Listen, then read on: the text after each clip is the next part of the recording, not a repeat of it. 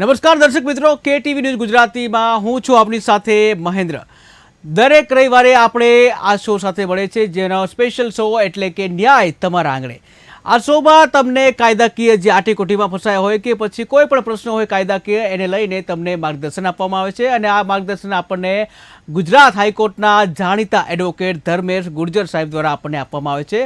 ધર્મેશ ગુર્જર સાહેબ, આપનું સ્વાગત છે અમારા કાર્યક્રમમાં।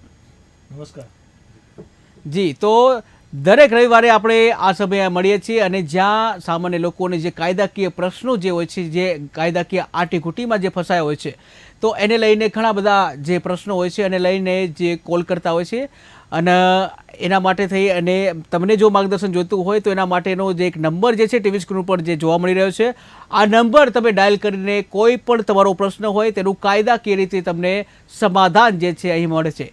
ત્યારે અત્યારે તમારો કોઈ પણ જે પ્રશ્ન હોય, ચાહે એ જમીનને લગતો પ્રશ્ન હોઈ શકે છે, એ અન્ય કોઈ વ્યવસાયને લગતો પ્રશ્ન હોય, પોતાના મૂળભૂત અધિકારને વગેરે કોઈ પણ પ્રશ્ન હોઈ શકે છે। આ તમામ પ્રશ્નો એટલે કે કોઈ પણ આટીઘૂટી હોય કાયદાકીય, એનું તમને સોલ્યુશન અહીંથી મળશે। તો અત્યારે તમે ટીવી સ્ક્રીન ઉપર જે નંબર બતાવવામાં આવ્યા છે એ નંબર તમે ડાયલ કરી અને તમારી સમસ્યા જે છે અથવા તમે જે માર્ગદર્શન લેવા માંગો છો એ તમે જણાવી શકો છો। એ સાથે ટીવી સ્ક્રીન ઉપર તમને એક એડ્રેસ પણ મળશે। વધુ તમારે જો કાયદાકીય નોલેજ અથવા તો કોઈ તમારા કેસ હોય એને લઈને જો તમને જે આગળ વધવું હોય એના સાથે, તો એના માટેનું એક એડ્રેસ પણ તમને બતાવવામાં આવ્યું છે ટીવી સ્ક્રીન ઉપર, તો એનો પણ સીધો સંપર્ક તમે કરી શકો છો। તો આજનો જે કહી શકાય કે લેન્ડ ગ્રેબિંગ એક્ટ, તો જે ગુર્જર સાહેબ તમને વાત કરવામાં આવે કે લેન્ડ ગ્રેબિંગ એક્ટ જે બહુ ખૂબ જ ચર્ચામાં છે અને ગુજરાત હાઈકોર્ટે પણ જે એને પડકારતી જે અરજીઓ છે એને પડકારી છે અને એને માન્યતા મળી છે। ત્યારે સૌ પ્રથમ તો એ જણાવશો દર્શક મિત્રોને કે આ લેન્ડ ગ્રેબિંગ એક્ટ શું છે અને શા માટે જરૂર પડી? સૌથી પહેલાં હું એક દર્શક મિત્રોને વિનંતી કરીશ કે જેવી રીતે આપે કીધું તે પ્રમાણે કે સમગ્ર દર્શક મિત્રો, આપને કોઈ પણ કાયદાકીય સમસ્યા હોય, કાયદાનો કોઈ પણ પ્રશ્ન ગૂંચવતો હોય તો તમે બેહિચક તમે એનું નિરાકરણ પૂછી શકો છો ફોન પર ફોન કરીને, તો એનું તમને તરત એનું નિરાકરણ મળી જશે, નિકાલ મળી જશે। હવે આપણે પ્રશ્ન પર આવું। જી, પણ એક સાથે આ દર્શક મિત્ર પણ જોડાઈ ગયા છે। હેલો હેલો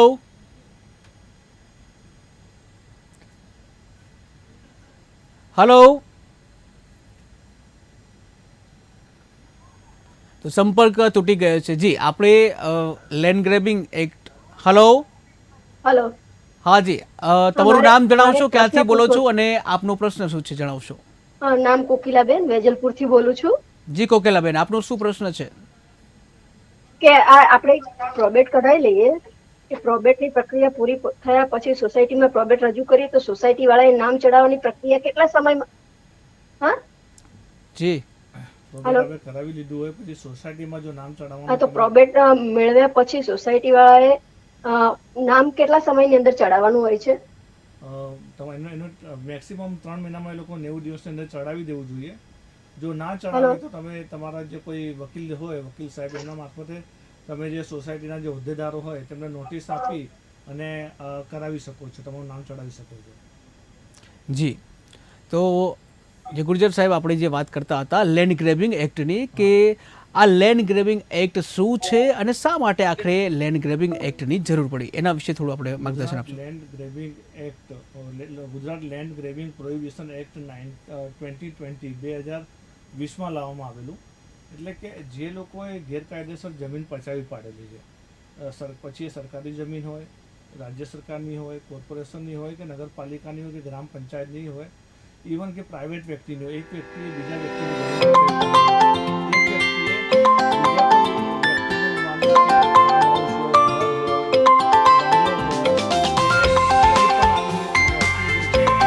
પચાવી પાડી હોય તો એ બધાનું નિરાકરણ લાવવા માટે ઇફેક્ટિવ કાયદો લાવવામાં આવ્યો 2020માં। તેનું નામ આપવામાં આવ્યું ગુજરાત લેન્ડ ગ્રેબિંગ પ્રોહિબિશન। જી જી, ગુર્જર સાહેબ એક દર્શક મિત્ર જોડાઈ ગયા છે। હેલો, હા જી, આપનું નામ જણાવશો, ક્યાંથી બોલો છો અને આપણો પ્રશ્ન શું છે? કોકિલાબેન બોલું, વેજલપુર થી, જી કોકિલાબેન, અમદાવાદ।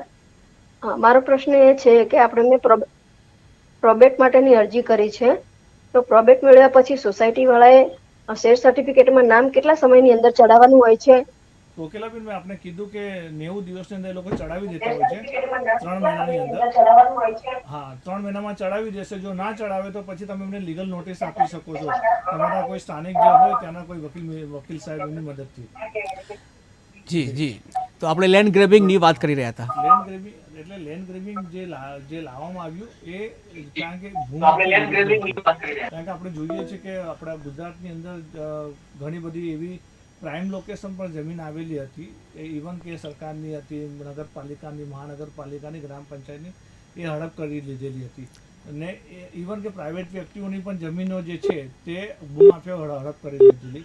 તો આવા સમયમાં જી જી ગુરુજન સાહેબ એક દર્શક મિત્ર જોડાઈ ગયા છે. હેલો आपने जिनको कॉल किया है वो जल्द हेलो ही आप हेलो हेलो હા સાહેબ, જી આપનું નામ જણાવશો, આપ ક્યાંથી બોલો છો અને આપનો પ્રશ્ન શું છે? પ્રશ્ન 4 પ્રશ્નો છે સાહેબ. જી પહેલા આપનું નામ જણાવશો અને ક્યાંથી બોલો છો? અમદાવાદથી બોલું હા, અને શું? રાકેશભાઈ નામ. જી જી આપનો પ્રશ્ન શું છે? વિકલાંગ બેબી છે, એનું પેન્શન બુકમાં નામ ચાલુ છે, બરાબર. પરંતુ એનું ગાર્ડિયન સર્ટિની જરૂર પડે તો શું કરવું? જી બિલકુલ. તમને ગાર્ડિયન સર્ટિની જરૂર પડે તો તમે ફેમિલી કોર્ટ માટે ગાર્ડિયનશિપ પ્રમાણેની તમે અરજી કરશો એટલે એ પ્રમાણે મેરિટ પર તમને ઇસ્યુ કરશે. જો એના કોઈ મમ્મી પેરેન્ટ્સ ના હોય તો એના જે નેક્સ્ટ ગાર્ડિયન હશે તેને કોર્ટ ઇસ્યુ કરશે ગાર્ડિયન સર્ટિફિકેટ. જી બીજો પ્રશ્ન બોલો. હેલો हेलो, હા જી આપનું નામ જણાવશો, આપ ક્યાંથી બોલો છો અને આપનો પ્રશ્ન શું છે જણાવશો? હું મિયાગામ કરજણથી બોલું છું. અમારા કાકાના દીકરાએ જી અમારે જમીન પચાવી પાડેલ છે વારસાગત મિલકત. જી જી હા, જી તો અમારે લેન્ડ ગ્રેબિંગ કરવા માટે શું કરવું? જો તમને જમીન પચાવી પાડી તો તમને લેન્ડ ગ્રેબિંગ માટે આપણે તમને ત્યાં ડિસ્ટ્રિક્ટ કલેક્ટર જે હોય છે તેમાં તમને એક ફરિયાદ આપવાની હોય છે. પછી જે કલેક્ટર સાહેબ છે પોતાની સમિતિની રચના કરશે અને પછી ઓપિનિયન આપશે કે આમાં લેન્ડ ગ્રેબિંગ બને છે કે નથી બનતી. જો ઓપિનિયન તમારા ફેવરમાં હશે, તમારો પોઝિટિવ ઓપિનિયન આવશે તો એ ઓપિનિયનના આધારે જે કન્સર્ન જે પીઆઈ હશે, જે પોલીસ સ્ટેશનનો જે હશે પોલીસ ઇન્સ્પેક્ટર, એ લેન્ડ ગ્રેબિંગની ફરિયાદ કરશે તમારા ફેવરમાં અને સામેવાળાના વિરુદ્ધમાં. એટલે કે લેન્ડ ગ્રેબિંગમાં એવું હોય છે કે જ્યારે ફરિયાદ આપવી હોય તો ડિસ્ટ્રિક્ટ કલેક્ટરમાં આપણે એક અરજી કરવાની હોય છે. ડિસ્ટ્રિક્ટ કલેક્ટર એની સમિતિની રચના કરશે ને એમાં લાગશે કે હા આમાં લેન્ડ ગ્રેબિંગ લાગુ પડે છે તો પોઝિટિવ ઓપિનિયન આપે છે અને જો કલેક્ટરને એવું લાગે કે આમાં લેન્ડ ગ્રેબિંગ નથી લાગુ પડતું તો પછી નકારી દેતો હોય છે અરજીને. જી જી તો આપણે લેન્ડ ગ્રેબિંગની વાત કરી રહ્યા હતા. એટલે આપણા ગુજરાતમાં શું છે કે એક આવા ઇફેક્ટિવ કાયદાની જરૂર હતી. હવે કાયદો આવ્યો એ પછી ઘણી બધી અરજીઓ થઈ. અત્યારે જેવી રીતે આપણે જોઈ ગયા કે અત્યારે ગુજરાતના ખૂણા પર આની ચર્ચા છે. લેન્ડ ગ્રેબિંગનું જે અત્યારે જે જજમેન્ટ આવ્યું, નામદાર ગુજરાત હાઈકોર્ટે 9 તારીખે જજમેન્ટ આપ્યું 9/5, એમાં 1600થી વધારે અરજીનો એક સાથે જી નિકાલ જી ગુર્જર સાહેબ એક દર્શક મિત્ર લઈ લઈશું. હેલો નમસ્તે સર, હું તમારો અત્યારે પ્રોગ્રામ જોઉં જી છું. જી નમસ્કાર, આપનું નામ જણાવશો, ક્યાંથી બોલો છો અને આપનો પ્રશ્ન જણાવશો? હાજી, હું જામનગરથી બોલું છું હા શું છે આપનું શુભ નામ? અને વૈભવી પટેલ. જી વૈભવીબેન આપનો પ્રશ્ન જણાવશો. હવે મારા હસબન્ડ છે ને એ 2 દીકરીની મમ્મી સાથે સંબંધ રાખીને બેઠા છે આજે જી કેટલા વર્ષોથી. તો મેં કીધું જી જી પગલા લઉં હવે. જી હાજી, થોડુંક મેં કીધું તમે સેજ ગાઈડન્સ આપો ને તો તમારો આભાર. બિલકુલ બિલકુલ જી જી હાજી. હવે બીજી મહિલા સાથે સંબંધ રાખીને બેસેલા છે તો તમારી પાસે કાયદાકીય રેમેડી અવેલેબલ છે જ. તમે પોલીસ સ્ટેશનમાં પણ એના વિરુદ્ધમાં ફરિયાદ આપી શકો, કોર્ટમાં પણ કેસ કરી શકો. બીજા પાસે રહેશે તો તમે મેન્ટેનન્સ માંગી શકો. તમારી પાસે જે ફેમિલી કોર્ટમાં જઈ અને તમે એક નહીં 5 પ્રકારના તમારી પાસે કેસ કરવાની ક્ષમતા રાઇટ્સ આપેલા છે એ કરી શકો ને. એ ઉપરાંત પણ જો તમને ગાંધીનગરમાં પણ તમે ગુજરાત મહિલા આયોગ છે એમાં પણ ફરિયાદ આપી શકો. એટલે તમારી પાસે ટૂંકમાં ઘણી બધી કાયદાકીય રેમેડી અવેલેબલ છે. જો તમે એનો ઉપયોગ કરશો તો મને લાગે છે આ જે ન્યુસન્સ છે એટલે આ જે તમારું જે સમસ્યા છે તેનું નિરાકરણ વહેલા મોડા આવી જશે. જી જી હાજી. હા થેન્ક યુ. હા, આભાર. જી તો આપણે લેન્ડ ગ્રેબિંગની વાત કરી રહ્યા હતા. જી એટલે એ આપણે જો હવે જ્યારે આપણે આ કાયદો આવ્યો 2020ની અંદર, આપણું જે એસેમ્બલી જે છે ગુજરાત વિધાનસભા, એમાંથી કાયદો મંજૂર થયો ને એમાંથી પાસ થઈ, બિલ પાસ થઈને કાયદો બન્યો. હવે કાયદો બન્યો એટલે પછી જે લોકોએ જમીન પચાવી પાડી હતી, પછી એ પ્રાઇવેટ જમીન પર કબજો હોય, સરકારી જમીન પર કબજો હોય કે સ્થાનિક ગવર્મેન્ટની જે જમીન હોય તેના પર કબજો હોય, તો એ લોકો જે હતા જે નાના મોટા જી ગુર્જર સાહેબ એક દર્શક મિત્ર જોડાઈ ગયા છે. હલો હલો હા સર, જી આપનું નામ જણાવશો, ક્યાંથી બોલો છો અને આપનો પ્રશ્ન શું છે? પ્રશ્ન એ છે સાહેબ, હું અમદાવાદથી બોલું છું. જી અને શું છે આપણું શુભ નામ? પ્રશ્ન એ છે કે વિકલાંગ બેબી છે, એના પેન્શન બુકમાં નામ છે, જી ગાર્ડિયન સર્ટી માટે શું કરવું? જી મેં આપણે કીધું ગાર્ડિયન સર્ટિફિકેટ માટે આપણે ફેમિલી કોર્ટમાં અરજી કરવાની રહેશે. તમારા કોઈ જે ઓળખીતા વકીલ મિત્રો હોય, વકીલ સાહેબ એના મારફતે, અને એના આધારે તમારું ગાર્ડિયન સર્ટિફિકેટ તમને મળશે. હા બરોબર. બીજો પ્રશ્ન હોય તો આપ પૂછો. હા, બીજો છે, હા બોલો. વિકલાંગોને દર મહિને આર્થિક સહાય મળે છે, તો એના માટે શું કરવું? મળતું નથી અત્યારે. વિકલાંગોને આર્થિક સહાય મળે છે, જો નથી મળતું તો તમને આપણે ગુજરાત સરકારનું સામાજિક કલ્યાણ બોર્ડ છે તેમાં તમને સંપર્ક કરવાનો રહેશે કે નથી મળતું તો કયા કારણથી નથી મળતું. તો સામાજિક કલ્યાણ બોર્ડ છે તમને કારણ બતાવશે, અને એ જે કોઈ કઠિનાઈ હશે એ તમે દૂર કરશો એટલે તમારું જ્યારથી પેન્ડિંગ હશે બધું તમને મળવાનું ચાલુ થઈ જશે. જે પેન્ડિંગ હશે એ પણ મળશે. બરાબર. એટલે સામાજિક સુરક્ષા, શું સામાજિક સુરક્ષા, સામાજિક કલ્યાણ બોર્ડ કરીને છે, ગુજરાત સરકારનું એક ખાતું છે, બરાબર. એમાં આપ જશો, બધા આપણા જે કાગળો છે તે કહેશો ને કહેશો કે આટલા સમયથી નથી મળતું, તો એ લોકો જોઈને બતાવશે કે નથી મળતું તો શું કારણથી નથી મળતું. એ કારણ તમે દૂર કરશો, તમારું જે બાકીનું છે બધું તમને મળવાનું ચાલુ થઈ જશે, પેન્ડિંગ છે એની સાથે, એરિયર સાથે. જી જી તો આપણે જે લેન્ડ ગ્રેબિંગ જે કાયદો છે એને એ પહેલાં આપણે એક દર્શકને લઈ લઈશું. હલો હેલો, હાજી આપનું નામ જણાવશો, પ્રશ્ન જણાવશો. કોકિલાબેન બોલું, વેજલપુરથી. જી કોકિલાબેન. હમણાં મેં પ્રશ્ન પૂછ્યો હતો, જી પણ એમાં વચ્ચે કંઈક અવાજ આવતો, જવાબ મને બરાબર સંભળાયો નથી. જી બિલકુલ. જી જી હા, તો પ્રોબેટ મળી જાય પછી સોસાયટી વાળાએ ડેથ સર્ટિફિકેટમાં નામ કેટલા સમયમાં ચડાવવાનું હોય છે? કોકિલાબેન, આપણે જવાબ આપ્યો, ત્રીજી વખત જવાબ આપું છું કે 3 મહિનામાં ચડાવવાનું હોય છે. જો 3 મહિનામાં ના ચડાવે તો તમે બોર્ડ ઓફ નોમિનીઝમાં પણ તમે કેસ કરી શકો, નોટિસ આપીને. તમે કોઈ પણ સ્થાનિક વકીલ મિત્ર છે, વકીલ સાહેબ છે, તેની મદદથી તમે નોટિસ આપશો. જો એ લોકો નામ તો લગભગ ચડાવી જ દેશે, નહીં ચડાવે તો પછી તમને તમારા સ્થાનિક જે વકીલ છે તેમની મદદ લેવી પડશે. ઓકે, જી થેન્ક યુ સર. જી બિલકુલ. આપણે land grabbing act, land grabbing એક્ટમાં એમાં શું છે કે નાના મોટા જે ભૂમાફિયા હતા અથવા તો જેને કોઈ કારણસર કોઈ કબજો કરેલો, અને હવે જો કાયદો આવ્યો, કાયદો બહુ કઠિન છે. આપણા જે કાયદો આવ્યો એમાં જે સજાનું જે પ્રાવધાન છે, સજાની જે જોગવાઈ છે 10 વર્ષથી 14 વર્ષની કરવામાં આવી છે. એટલે કે એ લોકો પછી આપણે ધીરે ધીરે હાઈકોર્ટમાં આવવાનું શરૂ કર્યું. એ બધા ધીરે ધીરે એમ કરીને ટોટલ અત્યારે જે આપણે જે વાત કરી 1600 અરજીઓનો નિકાલ થયો, લગભગ 1600 અરજીઓનો આ 9 તારીખે. તો નામદાર કોર્ટમાં આવી એટલે સ્ટે મળી જતું હતું. તો એટલે આ જે કાયદો છે એ અમલમાં નહોતો, એની અમલવારી, કારણ કે સ્ટે આખા કાયદા પર સ્ટે લાવેલો હતો. હવે અત્યારે જે આનું જે ડિસિઝન આવ્યું એ ફક્ત ને ફક્ત એની કાયદેસરતા વિશેનું છે. એટલે કે શું કાયદો બંધારણીય છે કે નથી, કાયદો કાયદેસરનો છે કે નહીં, કાયદા બંધારણની કોઈ પણ જે આમુખ છે કે તેની જે પરિકલ્પના છે તેનાથી ઉપર વટતો નથી જતો.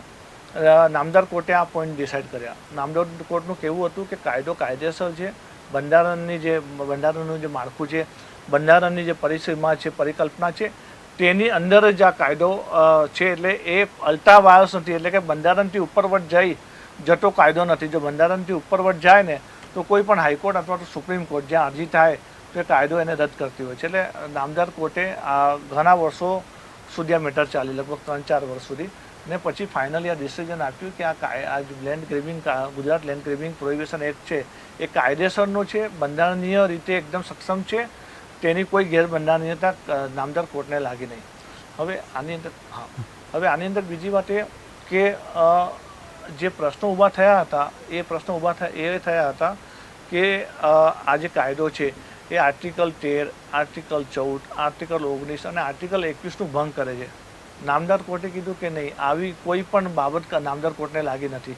એટલે આપણે જે જોઈ ગયા તે પ્રમાણે આર્ટિકલ 14 શું કહે છે, ઇક્વાલિટી બિફોર લો, એટલે કાયદો બધા માટે સમાન છે.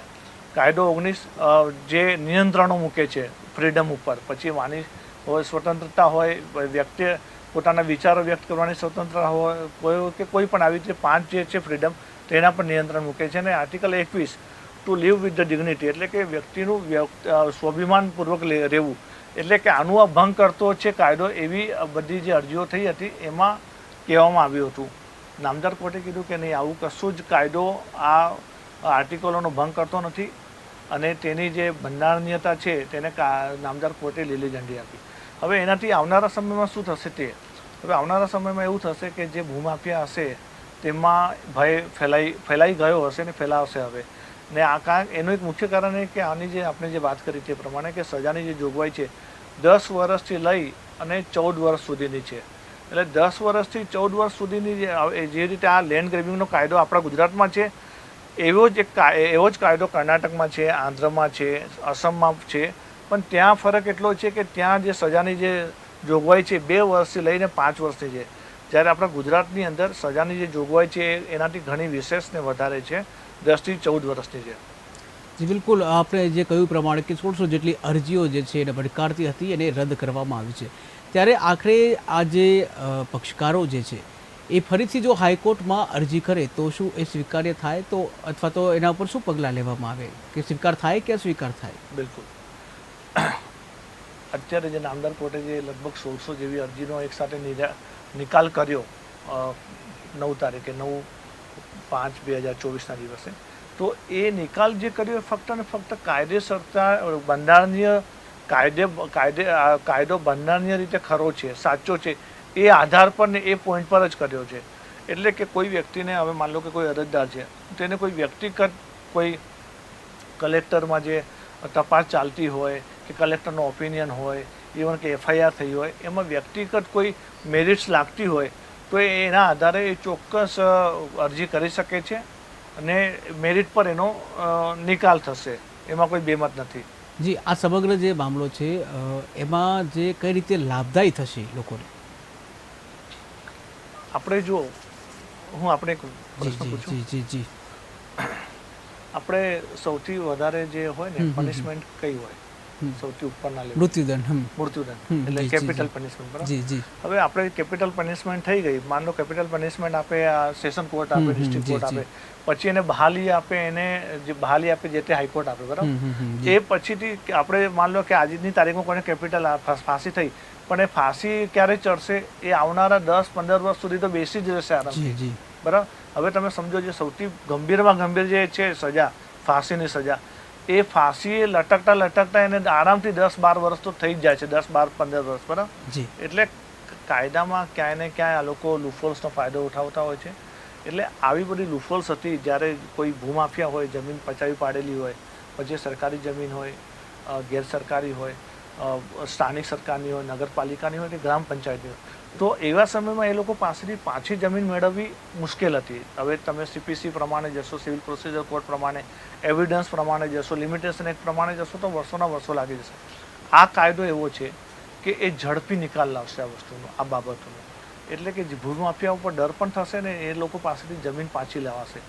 એટલે આવનાર સમયમાં જ્યાં જ્યાં આવી રીતે જેને કોઈ ગેરકાયદેસર નાનું મોટું બાંધકામ કર્યું હશે, ગેરકાયદેસર દબાણ કર્યું હશે, એ દબાણ તોડવામાં આવશે. કદાચ બુલડોઝર જે આપણે જોતા હતા યુપીમાં, એ અહીં ગુજરાતમાં પણ આવી શકે, રાષ્ટ્રના વિકાસ માટે, સમાજના વિકાસ માટે. જી, ઘણીવાર એવા પણ પ્રશ્ન બનતા હોય છે કે કોઈ વ્યક્તિએ દબાણ કર્યું હોય અને અમુક સમય થાય એટલે પછી કે આ તો મારો કાયદેસરનો મતલબ કે મારો હક બને છે, હું આટલા વર્ષો રહ્યો છું, તો એ કેટલા સમયનો ગાળો હોય છે કે જે રહેવાથી કાયદેસરતા મળે છે, અથવા તો લેન્ડ ગ્રેબિંગનો એક્ટ કઈ કન્ડિશનમાં મતલબ એના ઉપર લાગુ કરી શકાય? જો આપણે જર્નલિસ્ટ, આપણે તમે જે વાત કરી તે વાત કરી એડવર્સ પોઝેશનની. એડવર્સ પોઝેશનનો જે નિયમ છે ને એ 12 વર્ષે લાગે, બરાબર?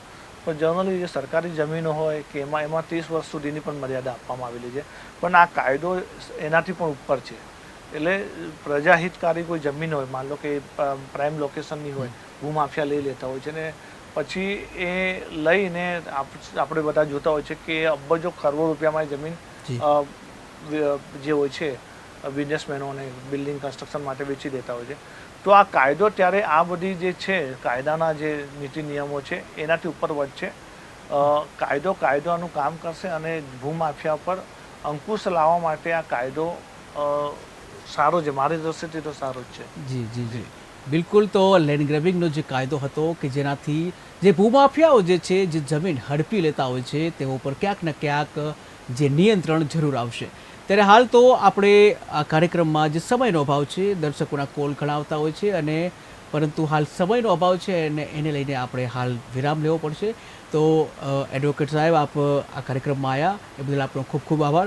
તો દર્શક મિત્રો, દર રવિવારે આપણે જે 6:30 વાગે ન્યાય તમારા આંગણે નામનો આ કાર્યક્રમ ચાલે છે અને જેમાં તમારા કોઈ પણ જે પ્રશ્ન હોય કાયદેસરના, કોઈ પણ કાયદાકીય જ્ઞાનને લઈને પ્રશ્ન હોય, તમારો કોઈ પણ પ્રશ્ન હોઈ શકે છે, લગ્નને લઈને હોઈ શકે છે, સંપત્તિને લઈને હોઈ શકે છે કે પછી અન્ય કોઈ પણ પ્રશ્ન હોય અથવા તો કોઈ પણ પોલીસ કેસ હોય કે પછી કોઈ પણ કાયદાકીય આટેઘૂંટીમાં જો તમે ફસાયા હોય તો એને લઈ અને તમને જે કહી શકાય કે અહીં તમને સીધું જ માર્ગદર્શન આપવામાં આવે છે. અને આ માર્ગદર્શન જે છે એ ગુજરાત હાઈકોર્ટના જાણીતા એડવોકેટ જે છે જે ધર્મેશ ગુર્જર સાહેબ કે તેઓ દ્વારા આ સીધું જ માર્ગદર્શન આપણને આપવામાં આવતું હોય છે, જ્યાં કહી શકાય કે અલગ અલગ પ્રશ્નો દર્શકો તરફથી આવતા હોય છે અને આ સાથે જ અલગ અલગ ટોપિક પણ રોજ રાખવામાં આવતા હોય છે કે જ્યાં આજે આપણે જે લેન્ડ ગ્રેબિંગ જે છે એના વિશે આપણે વાત કરીએ છીએ. તો ઘણા દર્શક મિત્રોને લેન્ડ ગ્રેબિંગ વિશે પણ માહિતી મળી હશે.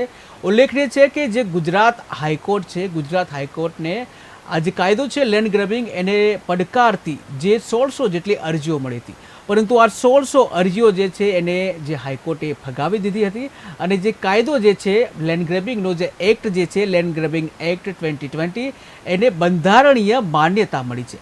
એટલે કે ગુજરાતમાં પણ હવે જે ભૂમાફિયાઓ જે છે કે જે ગેરકાયદેસર સરકારી જમીનને હડપી લેતા હતા અને જે ગરીબ લોકો જે છે એમની જમીન જે ક્યાંક લઈ લેતા હતા, તો આવા લોકો જે આવા જે બુટલેગરો જે છે, આવા ભૂમાફિયાઓ જે છે એમના ઉપર ક્યાંક ને ક્યાંક હવે નિયંત્રણ આવશે. એટલે કે જ્યાં કહેવાય છે કે બાબાનું બુલડોઝર જે ફેરવાતું હોય છે કે જ્યાં ગેરકાયદેસર જે જમીન ઉપર જે હડપ કરવામાં આવી હોય છે તેવી જગ્યાએ જે બુલડોઝર હવે ગુજરાતમાં પણ આ બુલડોઝર હવે ફેરવી વળશે કે જ્યાં ગુજરાત હાઈકોર્ટે જે લેન્ડ ગ્રેબિંગ એક્ટ છે એને બંધારણીય માન્યતા આપી દીધી છે. 1600 જેટલી અરજીઓ હતી, તમામ અરજીઓને ફગાવી દીધી છે અને લોકહિતને ધ્યાનમાં રાખીને આ નિર્ણય લીધો હતો.